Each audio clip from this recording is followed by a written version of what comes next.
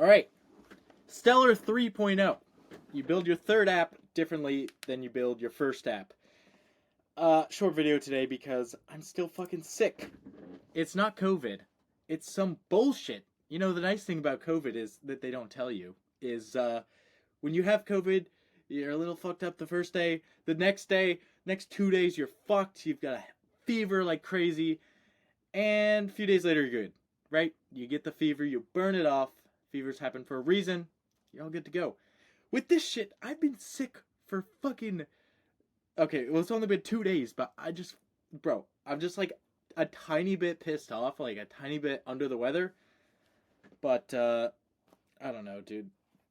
Not sick enough to, like, take naps and shit. So, anyways, that's enough about me. Let's talk about me some more. Okay, so this is how I'm building out my newest SaaS. So I have my first SaaS. That one does, I don't know, in the neighborhood of $500 a month. Goes up and down. My second SaaS I actually finished like yesterday or some shit.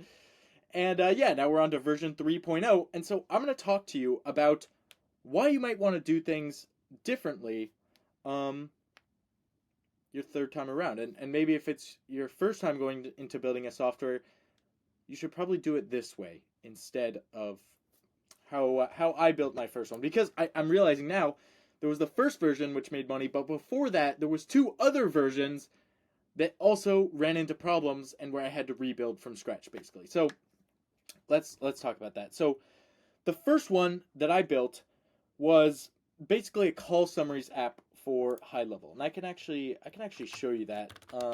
Cloud. Actually, let's just go to the marketplace, and I'll show you this app. So we have Stellar AI call summaries. Do not install because this is the free version that I stopped supporting because I built this in N8N. I have a video a while back about building this in N8N, and after a while, after starting to service customers, basically, I realized, yo, this is fucked because it was all in N8N. There's no staging, there's no dev. It's all prod, basically, as soon as you hit save. And so you get fucked as soon as, if you ever make a mistake. And it's very easy to make mistakes because the development experience sucks.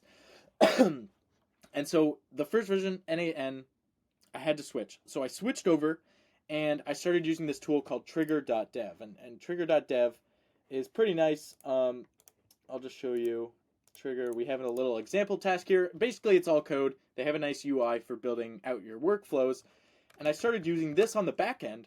But I was like, you know what? Front end is hard, so I'm going to build the front end. Dude, I'm sick. This is the problem. I'm going to build the front end in WeWeb. And so I built the front end in WeWeb, but I wanted to do something slightly different with the subscription. I wanted it to be basically a pay-as-you-go system where someone would add their credit card, that would get everything working, and then once they run out of free trial credits, which is like $10, then they would be charged $10 recurring. And WeWeb didn't have support for that. On top of it, you know, the experience was just a pain in the ass and it was super expensive. And so after building out like most of my front end, I was like, yo, I gotta rebuild this in code. And so that's what I did. I built the fully featured version, which I now have installed. I'm not gonna show you it because it's a pain in the ass. Or actually, I'll show you the app.cloudlab.so. Still getting used to this new domain name. I spent actually $10 billion on this domain name, so it's good that it's a pain in the ass to type. So here's my dashboard. Look at that fucking shit, dude. Oh, so sick. And then when you load the page, it like the graphs raise up. But yeah, so this was my dashboard that I built purely in code. It's fucking cherry, right? But then I stopped working on this app and I built another version. I'm just gonna kind of try to make this long story short. I built a few different versions, and every time you build an app, you make certain assumptions about the way things are going to work. So you don't try to solve problems at the beginning. You go, hell yeah, dude, I'm gonna make a logo, I'm gonna set up my projects, I'm gonna start coding, get in there, get my fingernails dirty. And then 3 days into the process, you realize, oh shit, this one thing that I was unconsciously depending on, you don't make the conscious assumption like, oh, I'm fully assuming that I'm going to be able to take payments in this method. You don't make that assumption. You just go, yeah, I should be able to do that. And then you carry on with what you're doing, and 3 days later, you get fucked in the ass viciously because you didn't realize that you wouldn't be able to do that thing that you thought you would be able to do. So that brings me on back to this Notion doc here. So this is the way I'm building this app now. Essentially, I started out by creating a wealth of different tasks, each with subtasks within them. And essentially what you want to do is you want to evaluate your assumptions and figure out, all right, oh man, I had to sneeze and then it passed. I'm sorry, man, this video is just not that good because I'm sick and, I can't even do anything about it. I can't even sleep because I'm not that fucking sick, dude. Kill me. Anyways, so the first thing I was wondering about is Stripe billing system. I had to figure that out. I had to figure out how am I going to take payments, how am I going to set up the usage system, blah, blah, blah. That's going to determine how I build out my database, how I build out my workflows, and the dashboard itself. And I spent legit the last, how long is this? 3 hours working on that and trying to figure out how my billing system is going to work. And now I know how to proceed. And so this is a little bit less exciting than getting in there, getting your fingernails dirty, but you're going to save a lot of time in the long run and, save yourself a lot of headaches.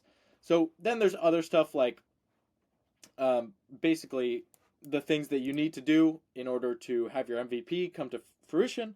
And yeah, with a lot of this stuff, I'm just going to be like looking at the APIs or getting into Figma and drawing out like how things should work, how they should look, how they should be placed, so that I have a solid base that can grow with the app. Because one of the worst things you can do is what I did with my previous app, which has now been relegated to the name of Old Stellar. Get fucked, buddy. It's a mono repo. First of all, that was my first fucking mistake. So we got, or it was a mono repo. Now I have this folder, but it was workflows, Supabase edge functions, and a Next.js app all in one repo. That's already fucked. And then we just have all of this goddamn AI generated spaghetti code, dude. This shit is insane. I guess that one's not so insane, but look at this shit, bro. Oh my god. I couldn't even begin to tell you how this shit works. Because I just had AI write it all. I was just like, look, dude, you do this. And, I mean, it works. It looks fine. But if I wanted to change anything, it would take me fucking a week just to figure out, how to change the text somewhere. So, yeah, I mean, that's also another mistake. This isn't the main point of the video, but I would say another thing to avoid is basically getting AI to write your whole application. I would start out writing most of it yourself. Use Cursor or something so it's actually fun. But then at a certain point, you can ask AI to help you solve problems and stuff, but you're going to go so much further if you just write the code yourself, make good comments, write down how it works and figure out how it should work before you jump in.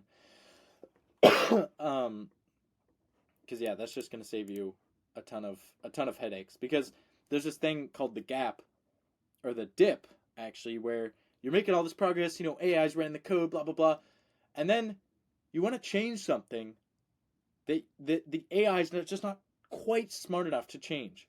And so here, I'll try to draw this out better. So you're going up, and then you want to change that thing, and then you go through 3 hours of no progress, negative progress. Just, can you change this? Can you fix this? And it goes, here's the code that'll work, and you paste it in, and you reload the page, and it doesn't work, or it's broken. And you go, fuck my life, dude. And so yeah, that's a huge mistake. I mean, AI coding is I don't know, dude. It's not the best. It's not the best, Let's be honest here. All right. Well, that's a whole video. I mean, You already got me for damn near 10 minutes here. That should be enough. See you in the next video.